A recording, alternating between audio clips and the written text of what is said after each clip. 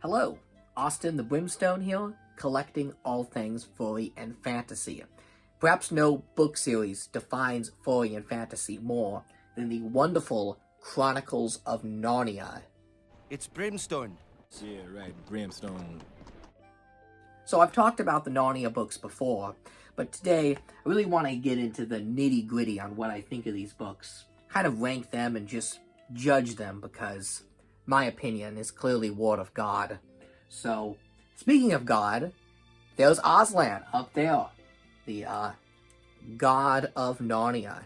Yeah, the Narnia books have a lot of religious themes in them, which I think they do a really decent job of weaving into the story to the point where I don't think Narnia feels very preachy. And I think no matter what religion, belief, or background you come from, I think you will find something in these books. There's a special spirituality to them. I want to get that out of the way first because I think some people might feel certain ways if I rank these books, below average, or say some of them are kind of meh. I understand that all these books are absolute classics, and for a lot of people, these books change their lives. They're very, very important works of literature, not just to the religious angle, but even from a sci-fi and fantasy angle. It's important to keep in mind when reading the Narnia books that they are from the 1950s. They laid the groundwork out for so much of science fiction and fantasy. I mean, C.S. Lewis, who wrote these books, really did come up with so many of the sci-fi and fantasy tropes that we take for granted.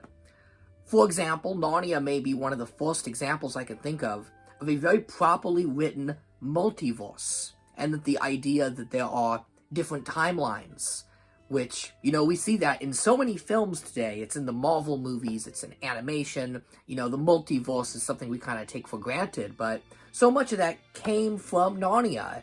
So, we have a lot of fantasy and sci-fi to thank C.S. Lewis for, and even today these books feel so contemporary. It didn't even occur to me once when reading them that they were over 3/4 of a century old at this point. So they have aged like fine wine.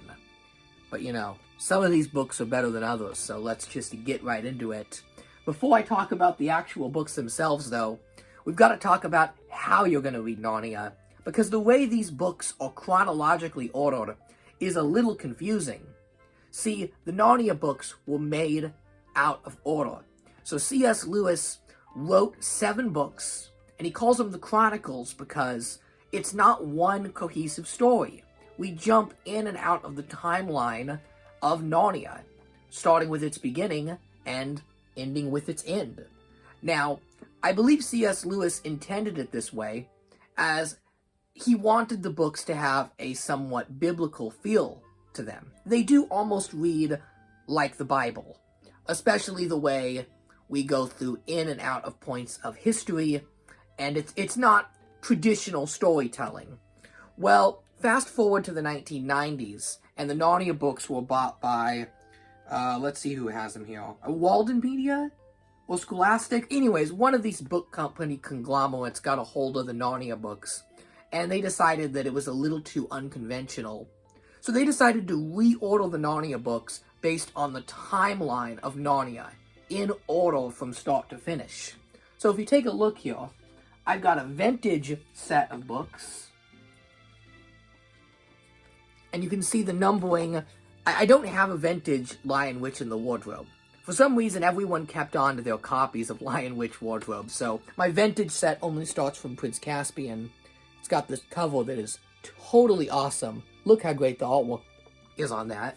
So with the ordering of the original books, we go Lion, Witch, Wardrobe, Prince Caspian, Voyage of the Dawn Treader with that very psychedelic 70s cover, The Silver Chair with another gorgeous Renaissance fantasy cover. I absolutely love that. The Horse and His Boy, The Magician's Nephew, which is a prequel, and The Last Battle that closes things out. So that's how Lewis originally intended the books to be read. But then you get to this newer set of books, and I believe this is the set you can still buy in stores, They're paperbacks, and they're from, who made these? Harper Trophy. And they're nice paperbacks, I will admit. We start with Magician's Nephew, book 6. So book 6 is now book 1. Book 1, The Lion, the Witch, and the Wardrobe, is now book 2. Horse and His Boy, book 5, is now book 3. Prince Caspian, book 4. Don Toretto, book 5. Silverchair, book 4 is book 6. And Last Battle. So with the exception of Last Battle, they've totally shuffled these books around. And I tried to read the books. First, I read them as intended. I found a vintage set first. So I read the vintage set all the way through. I ate it up. I loved it. I think I read them all in like 2 weeks. There was a video I did that was like called Help, I'm in Narnia, where I just kind of gushed about how I totally fell into these books. And then I attempted to read them as the new publisher has arranged them. And that ended up being a massive failure. And I'll tell you why. So first, I decided, well, if I'm going to read them in chronological order, I might as well read them in this nice collection. So this is all 7 books in chronological order, not publishing order, but the order they would take place in the continuity of Narnia. So instead of jumping in and out, we start with the Pevensey kids entering the wardrobe, and we end with the end of Narnia. It follows the story all the way through. And you'd think that would flow fine, but it's actually pretty terrible. So it's a shame, because this paperback, it's impressive. They got all 7 books to fit in here. We have a really nice cover that features Queen Jadis, portrayed by the terrifying but beautiful Tilda Swinton from the Narnia movies, surrounded by all of the petrified creatures. So, kind of a dark cover, but it's got Aslan on the side, enough that it's intriguing to someone that would want to check these books out. But it's bad. They've printed them so tiny. The text is so tiny. And I read a lot of vintage fantasy books, so I'm used to tiny text. That would be enough to get around, except because they've shrunk the text, the pages break off at different points. So these 70s and 80s books are pretty much just reprints of the vintage first editions, from what I understand. The pages break off at pivotal story moments where you want to turn the next page because a character is about to die, or something is about to be revealed. It keeps you on the edge of your seat. Whereas here, they cram so much of the story into one page that the page breaks feel very unnatural. So, instead of, you're in an action scene and you're like, oh my goodness, what's gonna happen? It's like Mr. Tumnus is setting tea down, and you're like, oh, is he gonna drink the tea? Oh, he drank the tea. Oh, how exciting. It's not as the author intended. Again, though, I'm willing to forgive this because I know it's a cheap way to get all 7 books out. And for kids that went to school that don't have a lot of money and went to the book fair, I'm sure this was a lifesaver. I'm sure a lot of kids read this and loved it. You can tell by this copy, it's near destroyed. It's been read to death. But, so, it's impressive. I admire what this did, but it's not the optimal way to read them. Now, what about these new paperbacks? Well, funny you mention that. Something these paperbacks do better than that book, and much better than these 80s books, is it's got all of the artwork in color. And I think it's really important for the Narnia books to have their artwork. So, these book club editions from the 80s don't have the artwork in them. So I'm back, and I was dead wrong. For whatever reason, I completely forgot that the illustrations are actually in the 1980s book club editions. Go figure. But they're in black and white, they're not in color. So, it just depends. Do you want paperback and in color, or do you want black and white but cool book covers and hardcover feel? Some people really prefer the look of the hardcover. I like to sit back, it's a nice cold day, the rain is coming down, you pop open a nice hardcover book, and you just sit back and you're like, this is a book. So the way I see it, I'm going to go with the vintage ones because cool cover, hardcover, and it's got the artwork.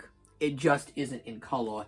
I do think maybe I'm crazy, but it does feel like these versions have more illustrations in them. Maybe some extra illustrations. They just felt like a lot more like picture books. And I get for some people that's a good thing, you know? It can help, especially with imagining scenes in the book. If they're in color, you know, it adds a lot of depth and character to some readers. So it's just a matter of preference. Paperback in color, cool cover, hardcover, not in color. But whatever you do, just don't read this version unless you're poor and don't have any money and you want all 7 in one volume. So that's that, but let's talk about chronological order. Man, the new order they put these books in, it really, really upsets me. I'm sorry, I don't care about following the timeline in the correct order. The author did not intend these books to be read in this new order, and the pacing is just awful. Let me tell you why. The first book should always be The Lion, the Witch, and the Wardrobe, because it introduces readers to Narnia, and it sort of puts that hook in, and it gets you interested in more because there's so much mystery. You're kind of left asking yourself, huh? Why is there a lamppost in the middle of this fantasy kingdom? Why is there, like, one piece of modern technology? Why is God a lion? Aslan, that doesn't make any sense. Why are there talking beavers? I have to know more. It's so interesting and weird. Fast forward to book 6, which is now book 1, the prequel called The Magician'S Nephew, and it explains everything in beautiful fashion.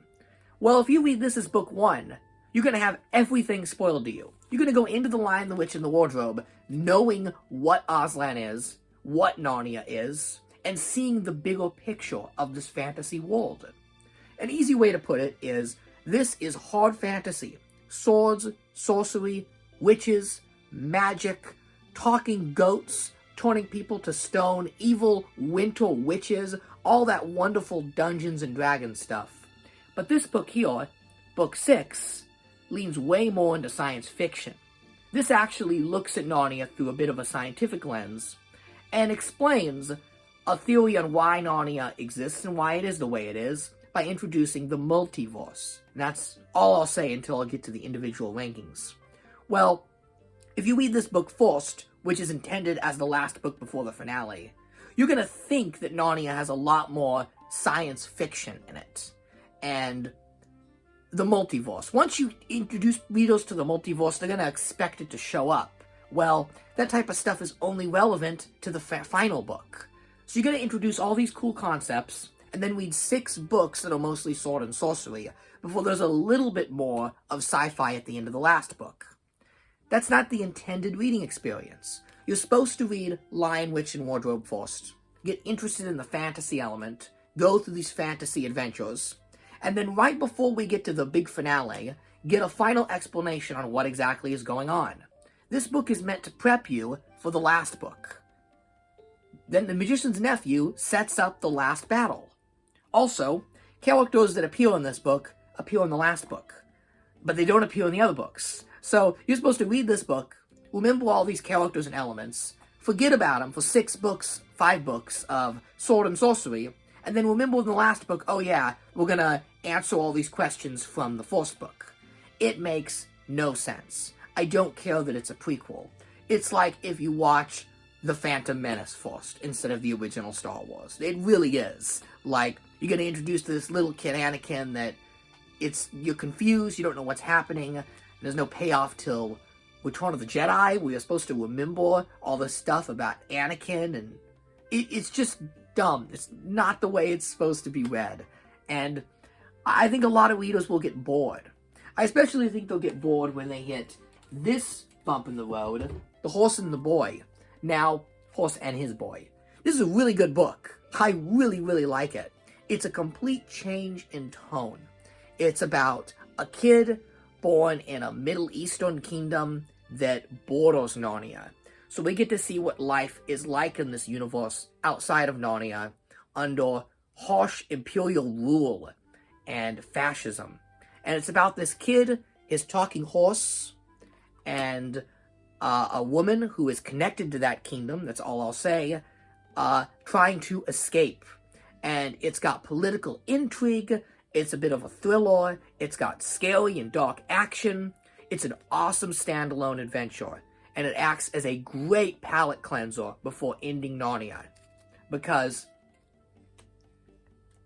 up until this book, you've spent 4 books with the Pevensey kids, who are the main kids of Narnia. Well, the final books follow different characters and go into the origins of Narnia, especially those last 2, Magician's Nephew and Last Battle. They go together, they explain Narnia, and they end Narnia. Well, this is the palate cleanser. This is the book that connects those first 4 to the last 2. It's got a little bit of the Pevensey kids in it, but they're grown up and they're adults, and they're kind of like senators of Narnia, and they're on a political mission. And it's darker, and it sets up those last 2 books, and the very dark, grim, but hopeful ending that Narnia has. It's a wonderful cleanser. It gets you set up for those last 2 great books. But it's also, as you can see, very long. So I'm just trying to imagine reading this in its terrible chronological order, where you start off with these characters that don't show up again till the final book. Then you meet the Pevensey kids, who are supposed to be the main characters for 4 books. But book 3, you're jumping to a different character. And now the Pevensey kids are adults for some reason. Granted, there's a little bit of time travel in Narnia. The Pevensey kids, they go from young to old to young to old. It's confusing. But it just flows a lot better if you read it as Lewis intended. Again, especially with that time travel stuff. They're non-chronological books. They're the chronicles of Narnia. They're pieces of Narnia that you're weaving in and out of. And it does have a strange biblical sense to it, where you're going in and out of this history. You have a connection to the world of Narnia by the end of these books. You've gone through so many different periods of time that by the final book, when Narnia as we know it ends, it's very emotional. You're connected to this universe, where reading them in this chronological timeline, I don't know, it just feels like reading a Wikipedia page. It's really, really boring, and the characters have no depth to them, because just when you get attached to one character, you switch to another. So that's how I feel on the ordering of the Narnia books. How do I feel about the books themselves? Well, starting with the first book, the real first book, The Lion, the Witch, and the Wardrobe. It's a classic. It's wonderful. It's got its flaws. It doesn't have the depth that the other books have. It's kind of like a really cool, modern fairy tale. That's a good way to put it. It was definitely written in the style of the Brothers Grimm or Hans Christian Andersen. It takes so many different pieces of folklore and myth across different cultures and beautifully combines them into a very whimsy fairy tale. Famously, C.S. Lewis and Tolkien, Lord of the Rings, they were best friends, they were drinking buddies, but they also had a fun rivalry where Lewis felt that Tolkien's books were way too pretentious. So he wanted to write what he felt was non-pretentious Lord of the Rings. That's exactly what this is. This is swords and sorcery, but very honest and very fun. It almost reads like a Roald Dahl book, or The Phantom Tollbooth, if you know that one of my favorite kids' books. It's just such a classic 60s kids' book. Going to book 2, the real book 2, Prince Caspian. A lot of people rank this as the weakest of the Narnia books. I think that has a lot to do with the movie. The Prince Caspian movie is really, really bad. They had a huge misfire with that film. This is a darker book than The Lion, the Witch, and the Wardrobe. But it's not too dark. And I think that's where the film messed up, is it really thought this was like some sort of grim, dark book, when it kind of isn't. The plot of the second one being, of course, that Narnia is now infested with humans rather than talking animals. So all the talking animals are outcasts, and they have to create an uprising to take the kingdom back. So pretty much the whole book is Prince Caspian and the Pevensey children going around the outskirts of Narnia, recruiting different talking animals to overthrow the kingdom. And they're all really goofy. we have this squirrel that likes to dance, and then we have this, like, talking bear who's a big goofball. So, I think it's a lot of fun because I love cartoons and I love talking animals. And this one's great. All the animals totally overthrow the humans. It's like Dungeons and Dragons meets Over the Hedge. Does that make any sense? But when the movie came out, they really leaned hard into this. The bad guy, King Miraz, who, I mean, in the book, he's just kind of the bad guy that doesn't like animals. Well, the movie decided to lean really hard into Prince Caspian and his family relationship and, like, the tensions of the Pevensey kids. And there's, like, no animals. Like, they literally cut out all the animal characters. The dancing squirrel is in one 5-second scene instead of being a main character. And the bear isn't even in the movie. He was deleted. They cut him from the film. Still got an action figure, but his scenes were deleted from the movie.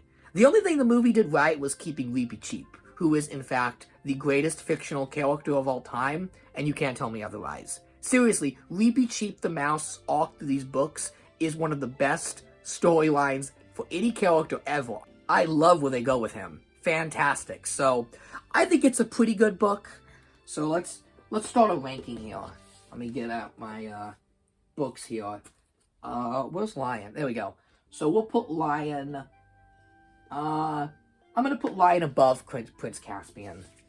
I think it's still timeless. It's a classic. You know, we move these paperbacks because we're gonna use the hardcovers. Yeah. Okay, so book 3, Voyage of the Dawn Treader. To a lot of people, this is their favorite Narnia book, and it's definitely got the most adventure going for it. Its format is admittedly a little strange. There's no overarching plot in this book. Instead, there are a bunch of little mini adventures. So, they go out to sea, and they have all these little mini episodes. Some of them are better than others. Like, I definitely prefer the dragon scene over the gnome people with big feet. So, some of the adventures are a little strange, but I'm going to chalk that up to late 1950s, early 60s psychedelic. Look, I'm not saying C.S. Lewis was doing any of that 60s stuff, but there's definitely some 60s vibes going on in these books. They're definitely a product of their time.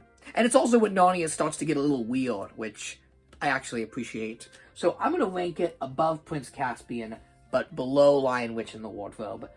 Bonus points because it's got a lot of Reepicheep in it, and not closes out his character. The last book closes out his character, but it's definitely the best of Reepicheep the Mouse. Okay, up next is The Silver Chair. And I'm just gonna say it, this is the clunker of Narnia. It really is. All this book does is set up, well, not even set up, it continues the adventures of Eustace, who is introduced in this book as a side character, this book as a main character, and he will also be the main character in our final Narnia book. He's got a really good storyline. I feel like the movie for Dawn Treader did an excellent job. The guy playing Eustace in that is amazing. Like, that kid is fantastic. He does such a good job with that character. Which is a shame because he probably would have breathed a lot of life into this. This may be the instance where the Narnia movie would have been much better than the book, but they just couldn't get Silverchair off the page. And I think that has to do with the book itself being a bit of a clunker. It's not a bad fantasy adventure. If you pick this up as your first Narnia book, you might actually love it, because it's very self-contained. It's about Eustace from the previous book, and his friend at school, and they're at a very abusive school with a horrible teacher, so they escape to Narnia to solve their problems. I do like some of the commentary it has on the public education system. C.S. Lewis was infamously very, very against the public schools in England at the time, and interwove a lot of commentary. Seriously, count how many schools get destroyed in Narnia. It's like 3. Like, I swear to God, at the end of every one of these books, they end up destroying a school somehow. So, some of the messaging in this book is admittedly pretty great and pretty entertaining, but the actual core of it, which is a very, very sword and sorcery, Dungeons and Dragons-like adventure, it's good, but it just doesn't measure up to the epicness of the previous adventures. When you have the first book where they're fighting an evil queen that can freeze and create an eternal winter. The second book, a cruel king is banning animals from the kingdom. Book 3, an epic voyage to heaven. They're literally set sailing to heaven. Weepy Cheap is finding God. And then you get to book 4 and it's like, well, now they're fighting the giants and the witches. Very, very basic fantasy stuff, which feels like a step down. The magnitude of the story is not the same. So, it's very average. I'm gonna put it at the bottom. Sorry, Silverchair. The Horse and His Boy. Okay, this book is pretty interesting. I always felt like it would make a really, really good movie or stage play. And the stage play for this just opened not that long ago. And I have heard it is absolutely fantastic. I would love to see it. This is the most self-contained out of all the Narnia books. If someone was just going to read one Narnia book, I would recommend this one. It's got a really, really strong cast of characters. If you don't like the new characters, there's a lot of fan service in this book. Some of the older characters from The Lion, the Witch, and the Wardrobe show up, all grown up, and you get a little bit of that political intrigue I mentioned.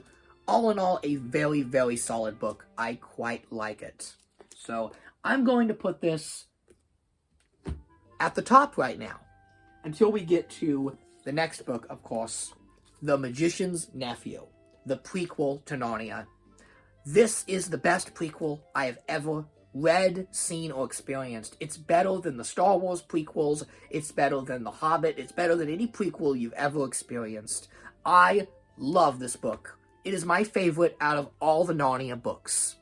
I think it does such a great job of explaining Narnia. The scene where Narnia is created and Aslan, who is God, is literally building Narnia, is emotional and beautiful. The characters are likable.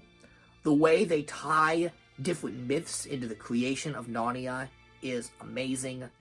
Our main characters enter the multiverse through a box that came from Atlantis. So it's kind of implying that our own world had connections to the multiverse at one point, but were lost under sea.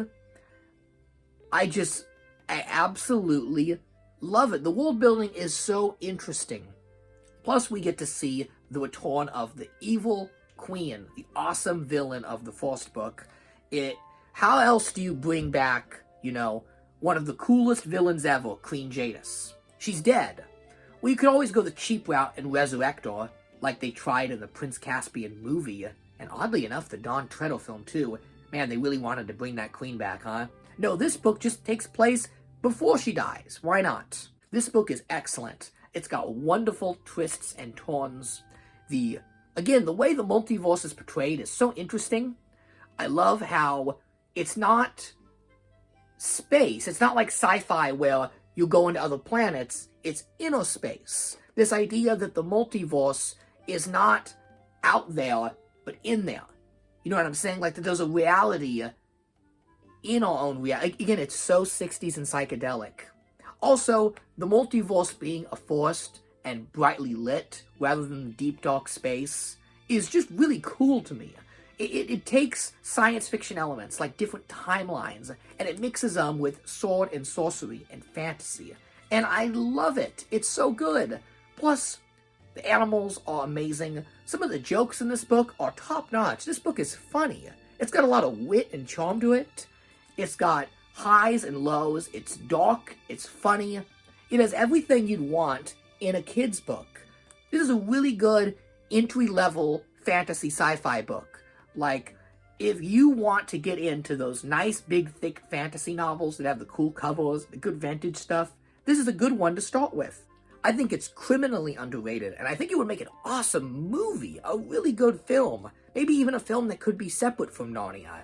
Like, if you weave in, because Lion, Witch, and the Wardrobe, they're going to try and remake it again, and it's going to be terrible. Because that 2005 film is amazing and can never be redone. But they can make this. That said, this is now published as book 1. So if you're reading this as book 1, you may not be a fan, because you're either going to be disappointed in the pacing, it takes a little while to get things going, if you read this book as it's intended now as book one, you'll be disappointed, because this book is so awesome that the other books don't measure up to it. So you don't start with the best book. This is really good as the second to last book. And I actually read both these books in one night. I didn't sleep that night. I read both in one go. I just wanted to know what happened next, and this book just hooked me so much. So this is the strongest Narnia book. It is my absolute favorite, but don't read it as the first book. Read the others first, then get to this one. And finally, we have the last battle, the great big finale, and quite possibly the most gutsy ending I've ever seen to a children's franchise. Seriously, Narnia has a set, okay? Like, Narnia really goes there. I was reading this book. It's a dark, dark ending, but it ends with hope. And I was just so shocked at what they did. By this point in the Narnia books, we've had so much time travel that the kids are in this weird point where the Pevensey kids are like 35 to 40 years old each, but they're in kids' bodies because they've been traveling through universes.